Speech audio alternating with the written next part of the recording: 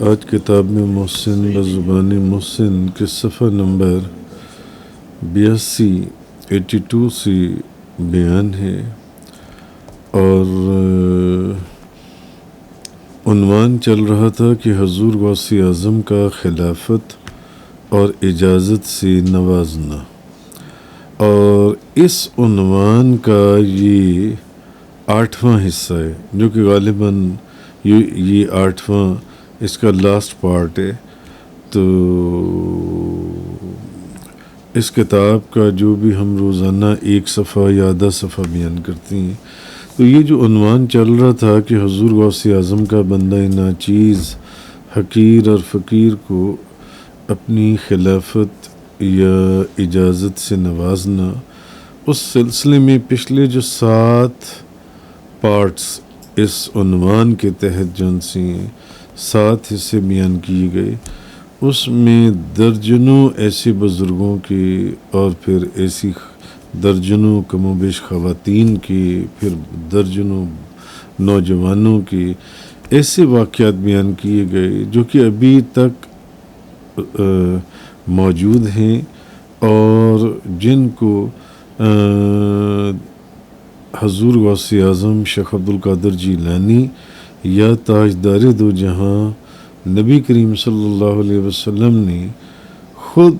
اس خلافت اور اس اجازت کی جو ہے اس کی تصدیق فرمائی۔ تو اور یہ چیز بلکہ جب 3 جنوری 2011 بغداد شریف میں بندہ ناچیز کے اوپر یہ آپ سرکار نے مہربانی فرمائی، تو میرے بغداد شریف سے پاکستان پہنچنے سے پہلے درجنوں لوگوں کو، جبکہ میں نے کسی کو بھی اس کا اظہار نہیں کیا تھا، درجنوں لوگوں کو خواب میں حضور غوث اعظم شیخ عبدالقادر جیلانی آپ سرکار پہلے ہی فرما چکے تھے کہ اس طریقے سے یہ واقعہ بغداد میں رونما ہوا، جو پیچھے ہمارا 7 لیکچرز کے اندر گزر گیا۔ اب آج اس کا آخری ایک حصہ ہے جس پر ہم اس ٹاپک کو 8ویں لیکچر کے اوپر ختم کر رہے ہیں، اس عنوان کو۔ تو اخیر پر یہ بات بھی میں عرض کرتا چلوں کہ ان تمام بشارتوں میں زیادہ تر وہ لوگ شامل تھے جن کو اس سے پہلے حضور غوث اعظم کی جو زیارت ہے وہ عالم رؤیا یا حالت بیداری میں کبھی بھی نہیں ہوئی تھی۔ یہ پیچھے جن لوگوں کا ذکر گزرا، جن بزرگوں کا ذکر گزرا، جن خواتین کا ذکر گزرا، جن نوجوانوں کا ذکر گزرا، ان میں سے 99% لوگ وہ تھے جن کو پہلے کبھی بھی حضور غوث اعظم کی زیارت مبارک نہیں ہوئی تھی، اور یہ ان کو پہلی مرتبہ حضور غوث پاک کی زیارت ہوئی، جس میں حضور غوث اعظم نے ان کو یہ فرمایا کہ ہم نے آپ کے پیر و مرشد کو اپنی خلافت سے نوازا ہے یا اپنی اجازت سے نوازا ہے۔ اور پھر ان درجنوں لوگوں میں کچھ ایسے بھی لوگ تھے، ان سینکڑوں لوگوں میں، کیونکہ یہ سینکڑوں کی تعداد بنتی ہے، یہ ایک حیرت انگیز واقعہ ہے، ان میں درجنوں کم و بیش ایسے لوگ تھے جن کو اس بات کی تصدیق خود نبی کریم صلی اللہ علیہ وسلم نے عطا فرمائی کہ حضور غوث اعظم نے جو خلافت یا اجازت یا جو بھی مبارک چادر آپ کو عطا فرمائی ہے بندہ ناچیز کو، وہ حضور نے، نبی پاک صلی اللہ علیہ وسلم نے اس کی تصدیق فرمائی۔ لیکن ان تمام چیزوں کے اندر جون سے یہ ان میں 99% وہ لوگ تھے جن کو پہلے حضور غوث اعظم کی کبھی بھی زیارت نہیں ہوئی تھی، بلکہ یہ ان کے نصیب کی پہلی یا پھر شاید آخری زیارت تھی، جو فقط اور فقط بندہ ناچیز حقیر اور فقیر کے حوالے سے تھی کہ اس شخص کو حضور غوث اعظم نے اپنی خلافت اور اجازت یا نیابت آپ کو عطا فرمائی ہے جن سے یہ۔ تو ان دنوں مجھے اکثر ایک خیال دامنگیر رہتا کہ یہ کیا معاملہ ہے کہ اس سے پہلے 47 سالہ زندگی میں تو کبھی کوئی شخص حضور غوث اعظم شیخ عبد القادر جیلانی کا پیغام یا بشارت لے کر نہ آیا، مگر ان سینکڑوں لوگوں نے، لوگ جن سے لوگوں کو صرف انہی مخصوص دنوں کے اندر،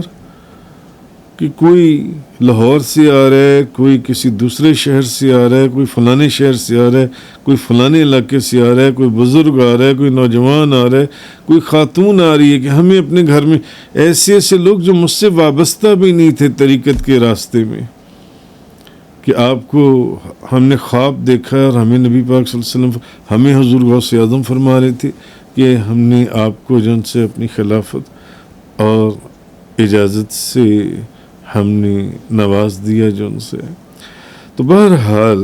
اس سے یہ ضرور سوچتا تھا کہ اس سے پچھلی 3 جنوری 2011 کی بات کر رہا ہوں، کہ اس سے پچھلی جو 47 سالہ زندگی تھی، 47 سالہ زندگی، آج تو غالباً 22-23 جون 2023 چل رہا ہے جن سے. تو آیا ان لوگوں کو صرف انہی مخصوص دنوں کے عرصے میں ہی راکم کو، بندہ حقیر کو پیغام اور بشارت کے لیے کہ اس کو پیغام پہنچا دو، اس تک یہ بات پہنچا دو کہ جو چیز بغداد شریف میں دیکھی ہے، اگر اپنی زبان کو بند رکھو گے تو تم زبان بند رکھو گے، مگر ہمیں اللہ نے اتنی بزرگی اور تصرف دی ہے کہ تمہارے پاکستان پہنچنے سے پہلے درجنوں لوگوں تک اس بات کی خبر پہنچ چکی ہوگی. تو حضور غوث اعظم کے فقط ان لوگوں کو انہی کچھ دنوں کے عرصے میں بندہ ناچیز کو پیغام اور بشارت کے لیے حضور غوث اعظم کی طرف سے منتخب کر کے زیارت سے نوازا جانا تھا. ساتھ ان لوگوں کو حضور غوث اعظم نے اپنی جو زیارت عطا فرمائی، اور یہ حضور غوث اعظم شیخ عبد القادر جیلانی کی زیارت سے مشرف ہوئے، یہ کثرت ان لوگوں کی تھی 99%، بلکہ آپ 100% کہہ لیں کہ ان میں سے پہلے غالباً کسی کو، مگر کوئی ایک کو ہٹا دیں، ان سینکڑوں لوگوں میں 99% کم از کم و بیش وہ لوگ تھے جن کو پہلے کبھی اپنی زندگی میں حضور غوث اعظم کی زیارت نہیں ہوئی تھی، جن کو فقط اس لیے حضور غوث اعظم کی زیارت مبارکہ سے نوازا گیا کہ آپ نے کسی کو کچھ پیغام دیا، کسی کو کچھ پیغام دیا، کسی کو کچھ پیغام دیا، کہ جاؤ جا کر اپنے آستانے پر یا اپنے پیر و مرشد کو یا اس حقیر کو، فقیر کو، بندہ ناچیز کو بتا دو جا کر کہ یہ جو خبر جس کو تم اپنے سینے میں دبائی بیٹھی ہو، یہ تو ہر طرف جن سے لوگوں کی زبانوں پر یہ خبر چل رہی ہے. تو اصل بات یہی ہے کہ بہجت الاسرار میں امام ابو الحسن شتنوفی شافی وہ پہلے ہی فرما گئے. وہ فرماتے ہیں کہ میں نے شیخ عبد القادر جیلانی کو قبر میں بھی زندہ اولیاء کی طرح تصرف کرتے ہوئے دیکھا ہے، کہ آپ قبر کے اندر بھی زندہ اولیاء کی طرح تصرف کرتے ہیں. اور حضرت شاہ ولی اللہ محدث دہلوی نے تو یہاں تک فرمایا ہے کہ حضور غوث اعظم، انہوں نے تو فرمایا نا کہ غوث اعظم قبر میں بھی زندہ اولیاء کی طرح تصرف کرتے ہیں. شاہ ولی اللہ محدث دہلوی فرماتے ہیں کہ حضور غوث اعظم کی تو قبر مزار بذات خود ایک زندہ مزار اور قبر ہے. آپ کا فیض اور تصرف جس طرح ظاہری حیات میں تھا آج بھی اسی طرح ہے، بالکل اس طرح ہے جس طرح ظاہری حیات میں تھا. گو کہ آپ کے تصرفات میں 40-70% اضافہ ہو چکا، 700% اضافہ ہو چکا، مگر آپ کا فیض بظاہر آج بھی زندہ اسی طرح جیسے آپ اپنی زندگی میں حیات ظاہری میں اپنا فیض اور تصرف فرماتے تھے. لہذا بندہ ناچیز کے نزدیک میں یہ سوچتا ہوں کہ وہ جس کو چاہیں، جیسے چاہیں، جہاں چاہیں، خواب یا حالت بیداری میں اپنی زیارت کروا سکتے ہیں، جو پیچھے درجنوں واقعات پچھلی 7 قسطوں میں اس عنوان کے تحت کہ غوث الاعظم کا خلافت اور اجازت سے نوازنا بیان ہو چکی ہیں جو ان سے ہیں۔ تو یہ تمام واقعات اتنی تیزی اور تواتر سے رونما ہوئے کہ میں خود بھی حیران تھا، مگر اب معاملہ اگر تو صرف میری ذات کی حد تک محدود ہوتا تو شاید میں اس کو مسلسل چھپائے رکھتا، میں اس کا اظہار نہ کرتا، میں اس کو منظر عام پر نہ آنے دیتا، لیکن ادھر شیخ عبد القادر جیلانی بذات خود مختلف درجنوں لوگوں کو نہ صرف اس واقعے سے آگاہ فرما رہے تھے بلکہ بار بار ان لوگوں کے ذریعے بندے تک اپنا پیغام بھی پہنچا رہے تھے، بندہ ناچیز تک۔ اب مجھے سمجھ میں نہیں آتا تھا کہ میں کیا لکھوں اور کیا چھپاؤں، لہذا کسر نفسی یا عاجزی کا دامن تھامتے ہوئے اگر خاموش رہوں، ابھی بھی اگر خاموش رہوں تو کہیں بے ادب نہ کہلاؤں، اب بھی اگر خاموش رہوں اور یہ چیزیں نہ لکھوں جو آپ کے احسانات ہیں اور مہربانیاں ہیں اور فیض و برکات ہیں اور تصرفات ہیں جو اس آستانے کو آپ کے وجود سے حاصل ہوئے، کیونکہ آپ سرکار کے پردہ فرمانے سے لے کر آج تک آپ سرکار حضور غوث اعظم شیخ عبد القادر جیلانی آپ کے پردہ فرمانے سے لے کر آج تک آپ کے فضائل اور محاسن کے ضمن میں یہ جو 3 جنوری 2011 والا واقعہ پیش آیا، اس کی صورت میں آپ کی ایک ایسی عجیب کرامت، مقام بزرگی اور شان تصرف جو آج یعنی 3 جنوری 2011 کی بات کر رہا ہوں، دنیا میں ایک نئے انداز اور شکل میں ظاہر ہوا تھا، اگر اب بھی خاموش رہا تو کہیں یہ سب کچھ لوگوں کی نظروں سے پوشیدہ نہ رہ جائے۔ لہذا اب مولویوں کے فتووں سے بھی ڈرتا تھا کہ مولوی اس پر فتوے لگا دیں گے کہ اپنی تعریف کرنے بیٹھ گئے، اپنی خلافت اور اجازت کا ذکر کرنے بیٹھ گئے۔ تو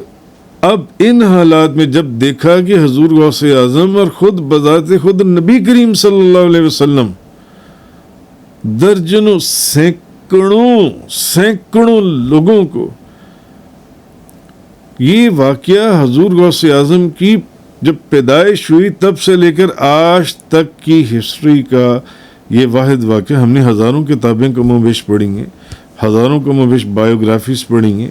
ہم نے آج تک ایسا یہ آپ سرکار کی مقام اور بزرگی اور تصرفات میں ایک عجیب و غریب واقعہ تھا کہ تم نہیں نہ بولو گے، تم خاموش رہو گے، لوگ بولیں گے، کوئی مشرق سے آئے گا، کوئی مغرب سے آئے گا، کوئی نارتھ ایسٹ ویسٹ ساؤتھ، اور آ کر کہیں گے اور بتائیں گے کہ آج رات حضور غوث اعظم نے ہمیں یہ فرمایا، آج ہمیں یہ فرمایا، آج ہمیں یہ فرمایا، آج ہمیں یہ فرمایا۔